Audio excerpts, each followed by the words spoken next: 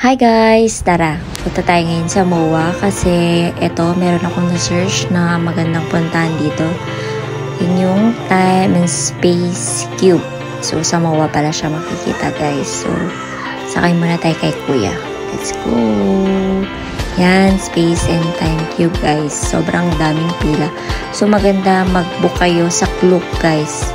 And mag-book kayo sa Klook a day before, mas maganda kasi same date is hindi na siya pwede. Walk-in na ang labas niyo dun guys.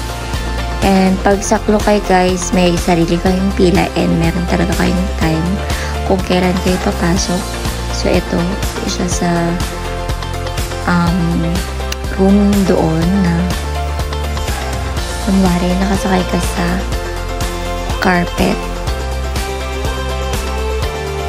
Pag walk-in guys, mahaba talagang pila. So, mas maganda mag-book na lang kayo. Yan. Isa din yan. Kunwari na doon lang sa loob ng dagat. Yan guys. Ito. Worth it to guys. Sobrang ganda dito. As in, tsambahan lang talaga sa background. Actually yan, kuha na lang yan sa gilid. Kasi pag doon ka sa gitna, sobrang daming tao. Kasi gusto lahat kumuha ng video or picture doon. So, ito, nagkaroon ako ng chance, guys. Finally, na makapunta sa gitna. Ito, matagal-tagal ko din inantay itong background na to, guys.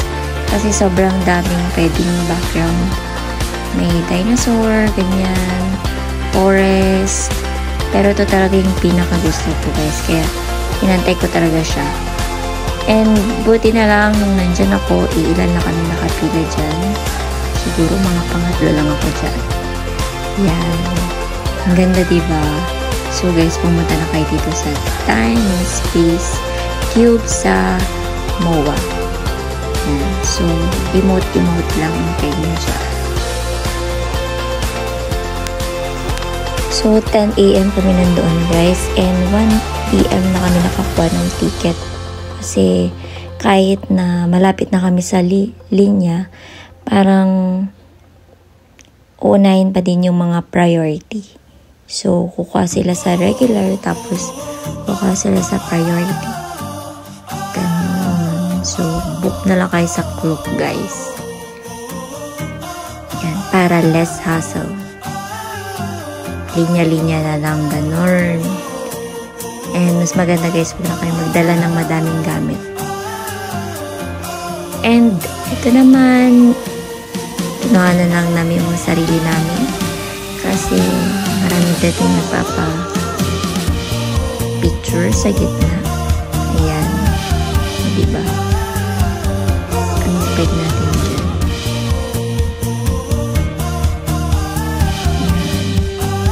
So, ito guys, ito yung mga ibang activities doon. Yun yung mga activities nung malapit ng mag-exit actually. Pero, marami pang activities guys. Magaganda siya. Ito lang talaga yung mga nailagay ko or nakuhanan ko. So, yan medyo may kabigadan din pala yan. Baril dyan guys. Ito naman. Ito na yung sa palabas guys. Exit na kami yan. Oo, diba? Parang totoo talaga siya, guys. Yung mga nandoon, parang totoo talaga. Sobrang ganda. Mag-enjoy lang din lahat kayo, guys. Family, pang family, magjowa, friends, yan, kids. Mag-enjoy din siya guys. May mga locker din pala din guys. Pero I think may bayad. Di ko lang sure. Kaya mas maganda wag na kayo masyadong magdala ng gamit niyo guys.